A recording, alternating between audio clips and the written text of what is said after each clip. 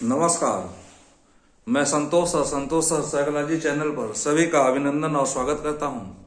आज हम देखेंगे टेट के श्रृंखला के अंतर्गत एक महत्वपूर्ण टॉपिक है अधिगम स्थानांतरण, ट्रांसफर ऑफ लर्निंग। ठीक है, या अधिगम अंतरण, अंतरण पूछे चाहे स्थानांतरण पूछे चाहे ट्रांसफर ऑफ लर्निंग पूछे, एक ही होता है। तो अधिगम स्थानांतरण क्या होता है? जब एक जगह सीखे हुए ज्ञान, कौशल एवं प्रशिक्षण का जब दूसरी परिस्थितियों में क्या किया जाए, प्रयोग किया जाए, उसी को हम क्या कहते हैं? अधिगम स्थानांतरण कहते हैं। जैसे आप लोग जो बीएड बीटीसी करते हैं, तो बीएड बीटीसी में आपको बताया जाता है, पढ़ाना बताया जाता है। क्या बताया जाता है? कि कैसे पढ़ाना है, कैसे शिक्षण करना है। ठीक है, 2 साल की ट्रेनिंग होती है, पहले 1 साल की होती थी, तो वहां आप सीख लिए। ठीक है, अब जो है आपको पढ़ाना बताया गया, ट्रेनिंग दी गई, माइक्रो टीचिंग क्या होती है, टीचिंग क्या होती है, फिर आपकी जॉब लग जाती है, तो आप क्या करते हैं? पढ़ाते हैं। तो एक जगह सीखा हुआ ज्ञान जब दूसरी परिस्थितियों में प्रयोग किया जाता है, तो उसी को हम क्या कहते हैं? अधिगम स्थानांतरण। ठीक है, अधिगम का मतलब होता है अनुभव के द्वारा हमारे व्यवहार में परिवर्तन होना ही अधिगम कहलाता है। ठीक है, जब हमारे व्यवहार में परिवर्तन हो जाता है, जब दूसरी परिस्थितियों में उसका हम प्रयोग करते हैं, उसी को कहते हैं अधिगम स्थानांतरण। ठीक है, ध्यान से देखिए, अधिगम स्थानांतरण। यहां से देखिए भाई, ये छोटे छोटे टॉपिक है, एक एक नंबर मिलेंगे यहां से, सीधे सीधे जो है देख लीजिए, गलती नहीं होनी चाहिए। तो अधिगम स्थानांतरण क्या होता है? ट्रांसफर ऑफ लर्निंग या स्थानांतरण को अंतरण भी कहते हैं। क्या कहते हैं? अंतरण भी कहते हैं। कुछ परिभाषाएं हैं, इसको भी देख लीजिए, कभी कभी परिभाषाएं पूछ देता है। अंडरवुड के अनुसार वर्तमान क्रियाओं पर पूर्व अनुभवों के प्रभाव प्रशिक्षण अंतरण कहते हैं। वर्तमान क्रियाओं पर पूर्व अनुभवों के प्रभाव को प्रशिक्षण अंतरण कहते हैं। किसने कहा था? अंडरवुड ने कहा था। सोरेनसन महोदय ने क्या बताया था? स्थानांतरण एक परिस्थिति में अर्जित ज्ञान तथा आदतों का दूसरी परिस्थिति में अंतरण से होता है। ठीक है, एक परिस्थिति में आप जो है ज्ञान अर्जित किए हैं, ठीक है, तथा आदतों का दूसरी परिस्थिति में अंतरण से होता है। तीसरा है काइंड लैंड के अनुसार, इन्होंने क्या कहा है? अंतरण पूर्व सीखे गए व्यवहार का वर्तमान में सीखे गए व्यवहार पर पड़ने वाले प्रभाव से संबंधित होता है। अर्थात याद रखिएगा, जब हम एक परिस्थिति में कोई ज्ञान, आदत या कौशल सीखते हैं, जब उसका प्रयोग दूसरी परिस्थिति में किया जाता है, तो उसी को कहते हैं अधिगम अंतरण। ठीक है, अधिगम स्थानांतरण, या सीखे हुए व्यवहार का जब दूसरी परिस्थिति में प्रयोग किया जाए या दूसरे जगह प्रयोग किया जाए, उसी को कहते हैं अधिगम स्थानांतरण या ट्रांसफर ऑफ लर्निंग या अधिगम अंतरण। ठीक, आगे बढ़ेंगे। अब देखिएगा अधिगम स्थानांतरण के प्रकार। यहां से प्रश्न आपका एक उठाता है, अधिगम स्थानांतरण का प्रकार। तो अधिगम स्थानांतरण जो है मुख्यतः 3 प्रकार का होता है। ठीक है, मुख्यतः कितने प्रकार का होता है भाई? अधिगम स्थानांतरण के प्रकार। तो अधिगम स्थानांतरण जो है मुख्यतः कितने प्रकार का होता है? तो प्रकार, तो मुख्यतः 3 प्रकार का होता है, याद रखिएगा। कितने प्रकार का होता है? अधिगम स्थानांतरण, अधिगम स्थानांतरण के प्रकार।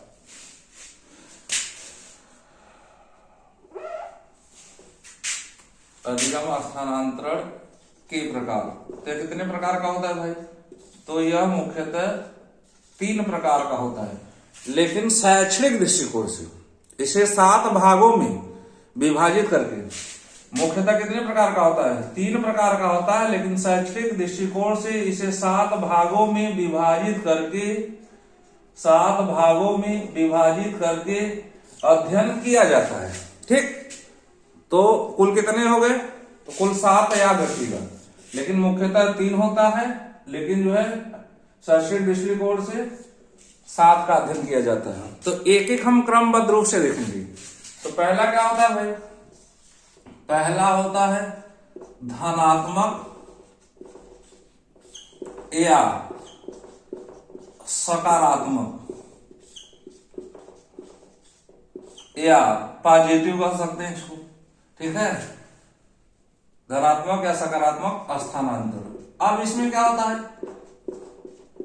एक परिस्थिति में सीखे हुए ज्ञान कौशल, एक परिस्थिति में सीखे गए ज्ञान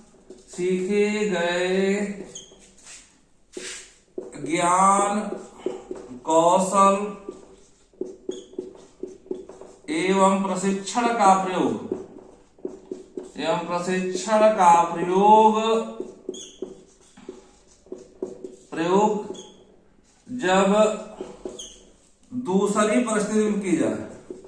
दूसरी परिस्थिति में की जाए तो क्या हो जाए, अब लाभ हो, ठीक है।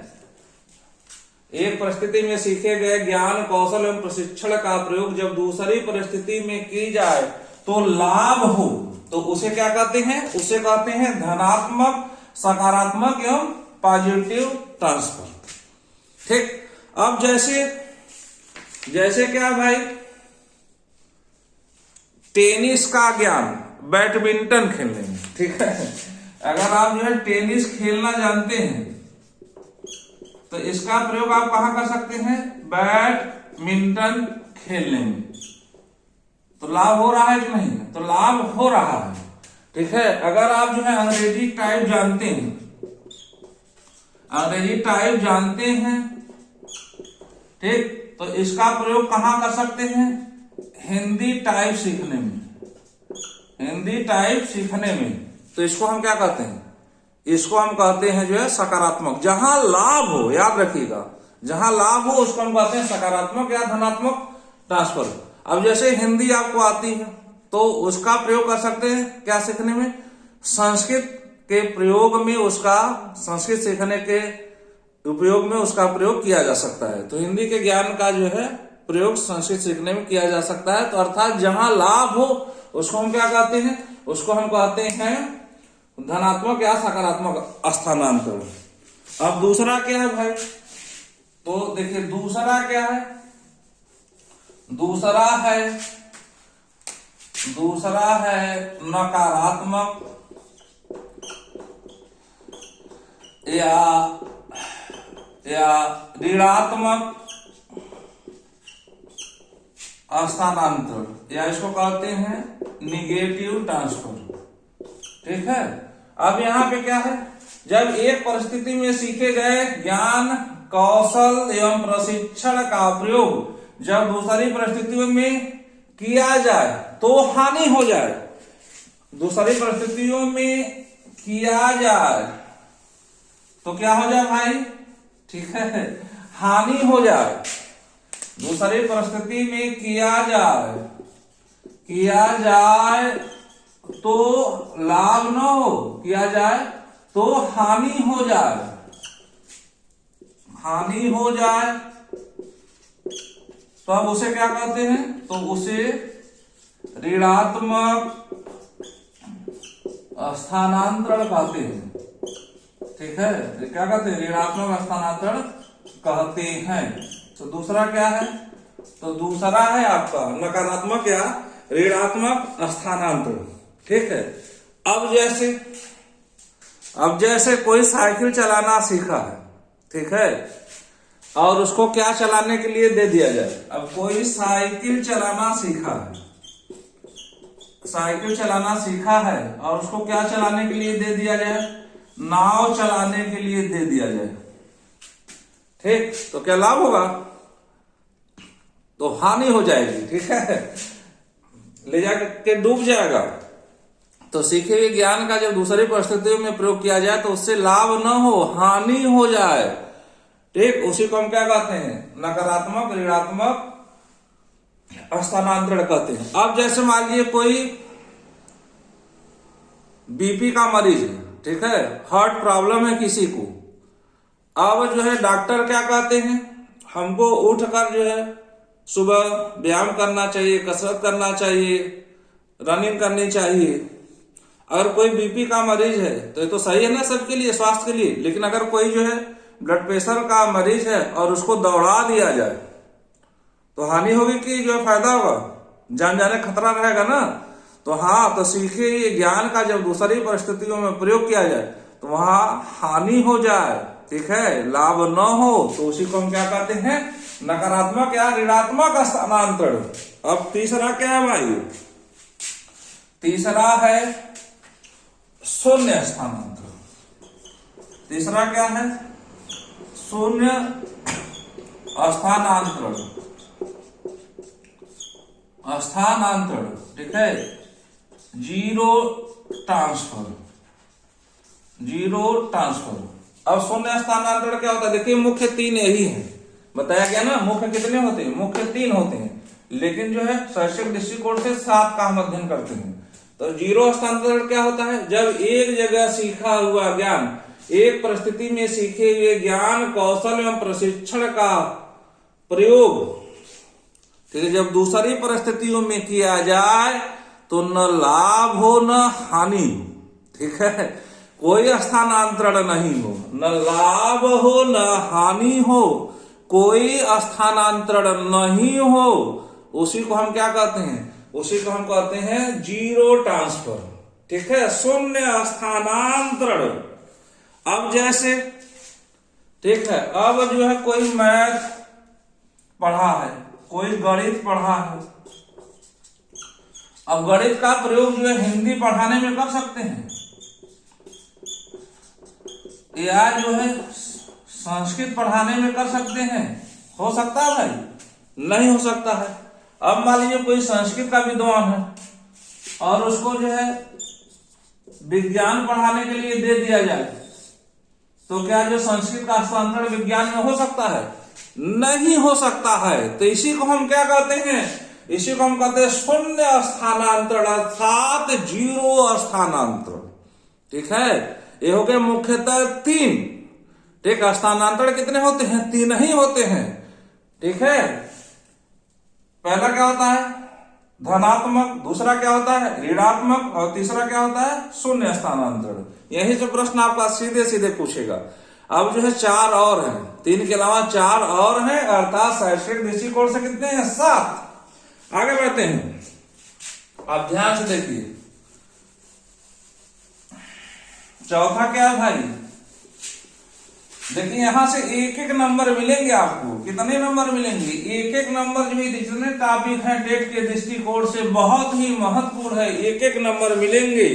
अगला क्या है क्षैतिज स्थानांतरण, चौथा है क्षैतिज स्थानांतरण, क्षैतिज स्थानांतरण, ठीक है, क्षैतिज स्थानांतरण, ठीक है, हॉरिजॉन्टल भी कहते हैं इसको, हॉरिजॉन्टल भी कहते हैं। जब किसी कौशल ज्ञान का हस्तांतरण, जब किसी कौशल ज्ञान एवं अधिगम का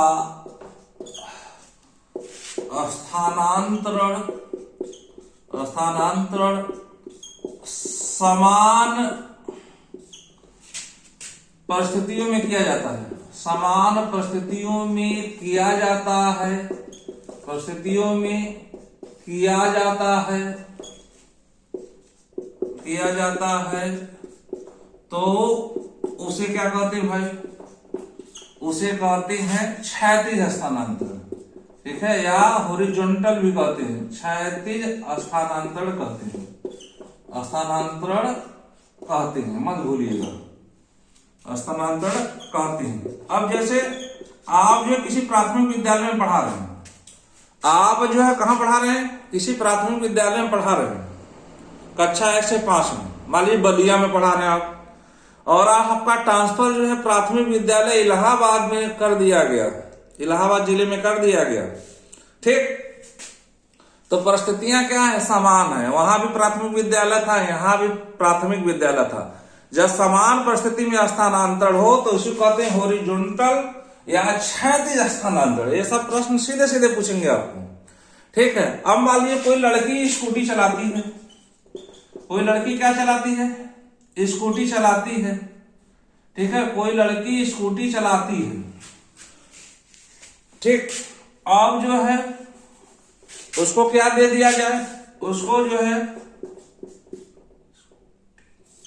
उसकी जो है दोस्त की स्कूटी दे दिया जाए। तो जो है स्कूटी तो यहां भी था और स्कूटी उसको यहां भी चलाना है। ठीक है, तो ये दोनों क्या है, परिस्थितियां समान है। तो इसी कहते हैं हॉरिजॉन्टल या जो है क्षैतिज स्थानांतरण। अब आगे देखते हैं, पांचवा है अनुलंबी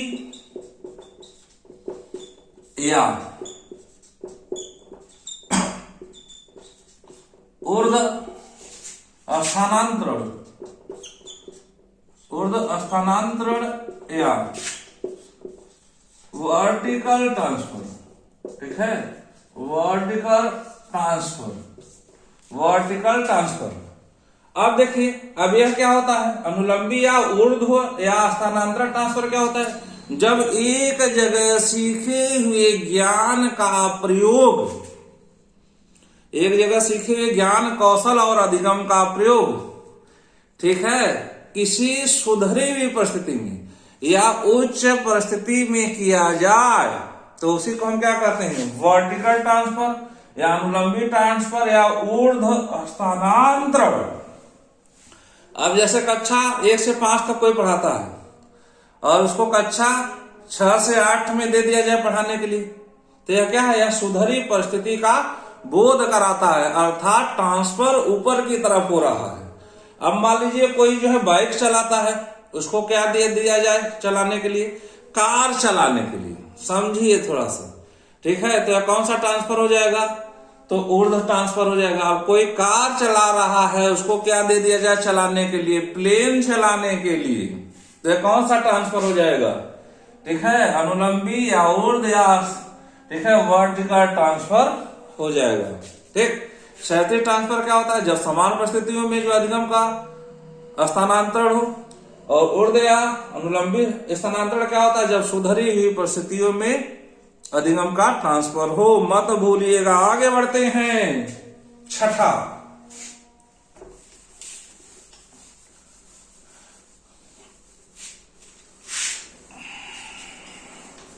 पांच हो गए, छठवां देखते हैं, पार्श्विक स्थानांतरण। ठीक है, अगला क्या है भाई,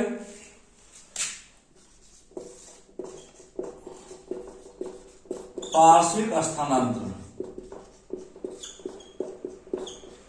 पार्श्विक स्थानांतरण, पार्श्विक क्या होता है, जब एक अंग द्वारा सीखा हुआ ज्ञान दूसरी अंग की कार्यकुशलता को प्रभावित करे, उसी को हम क्या कहते हैं, पार्श्विक स्थानांतरण। क्या होता है, जब एक अंग द्वारा सीखा हुआ कार्य उसी अंग की, दूसरे अंग को नहीं भाई, जब एक अंग द्वारा सीखा हुआ ज्ञान इसी अंग की दूसरी कार्यकुशलता को प्रभावित करे, तो इसी को हम क्या कहते हैं, पार्श्विक स्थानांतरण। ठीक है, जैसे कोई दाहिने हाथ से लिखना जानता है, ठीक, दाहिने हाथ से क्या करता है, गेंद फेंकना जानता है, और इसी दाहिने हाथ से फिर क्या करे, कुछ और कुछ फेंक दे, ठीक है, ईटा फेंक दे, डेला फेंक दे, ठीक, तो इसी हाथ का प्रयोग कर रहा है।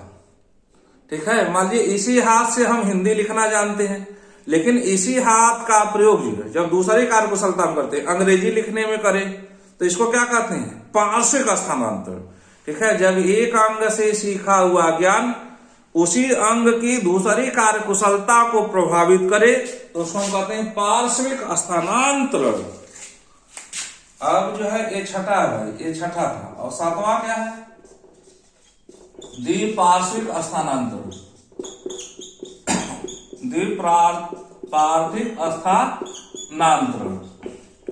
अब देखिए इसमें क्या होगा, द्विपार्श्विक।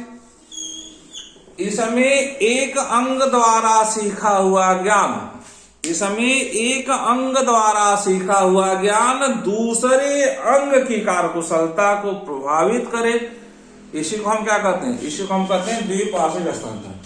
मान लीजिए बहुत से लोग जो है, ठीक है, राइट हैंड से लिखना जानते हैं, लेकिन कभी कभी जो है कोई कंडीशन हो जाती है तो वह किस हैंड से लिख ले, ठीक है, लेफ्ट हैंड से लिख ले, तो इसको हम क्या कहते हैं, इसको हम कहते हैं द्विपार्श्विक हस्तांतरण।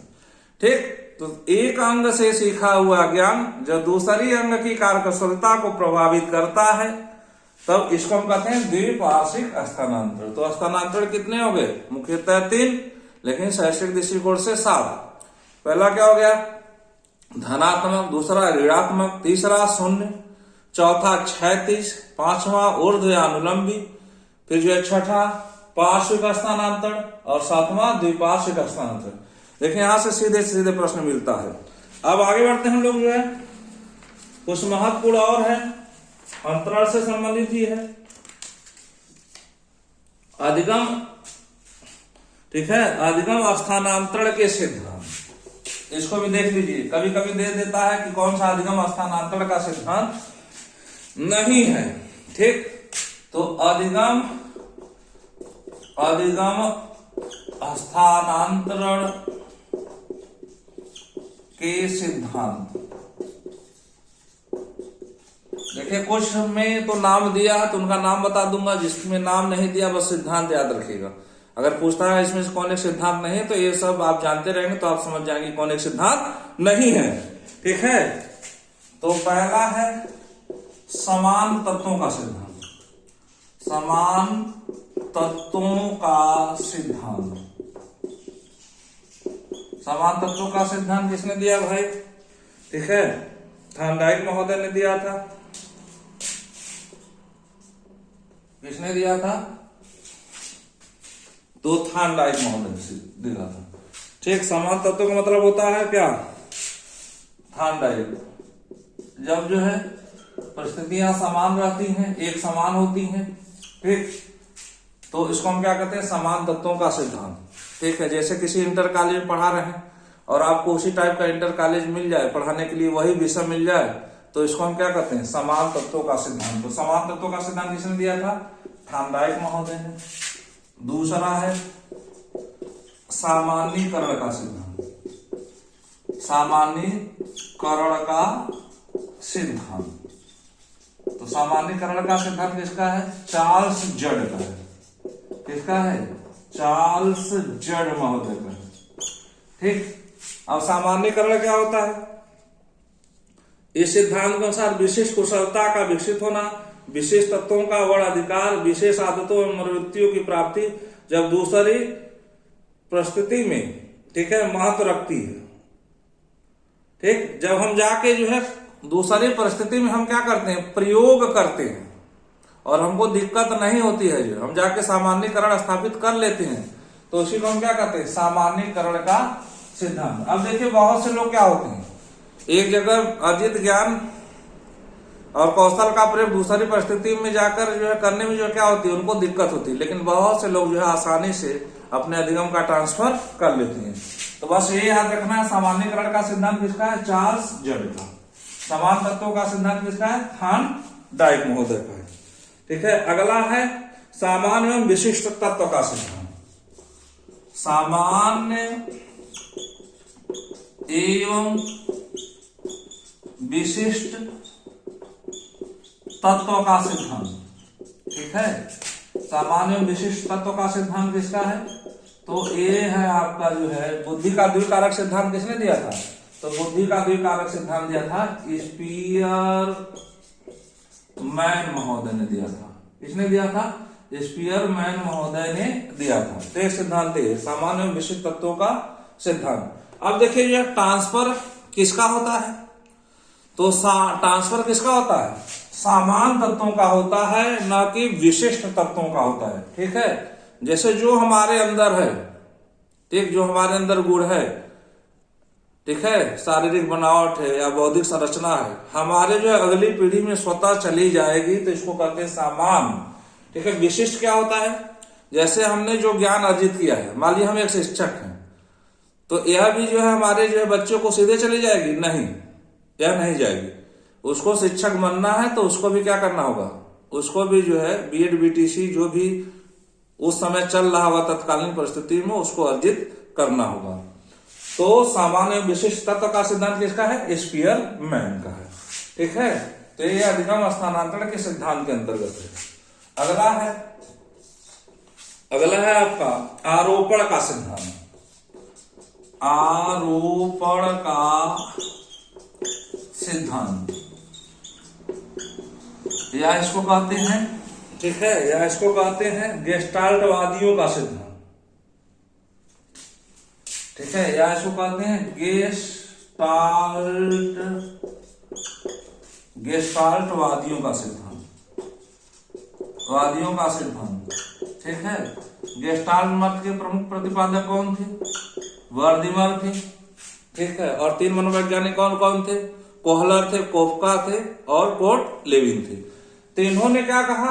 इन्होंने कहा गेस्टाल्टवादियों ने, हम क्या करते हैं? सूझ का सिद्धांत। ठीक है, इनसाइड थ्योरी या अंतर्दृष्टि सिद्धांत। एक समस्या को समाधान करने में हम सूझ का प्रयोग करते हैं, जब उसी टाइप की दूसरी समस्या आ जाती है तो पुनः हम उस सूझ का प्रयोग करते हैं। तो इसी को कहते हैं आरोपण का सिद्धांत या गेस्टाल्ट वादियों का सिद्धांत। तो समान तत्वों का सिद्धांत किसका हो गया? थॉर्नडाइक। सामान्यीकरण का सिद्धांत चार्ल्स जड। सामान्य विशिष्ट तत्व का सिद्धांत स्पीयरमैन। आरोपण का सिद्धांत गेस्टाल्ट, वर्दिमर, वोल्फ्गैंग कोहलर, कोफका और कोर्ट लेविन। और एक और है मानसिक शक्ति का सिद्धांत या औपचारिक अनुशासन का सिद्धांत। मानसिक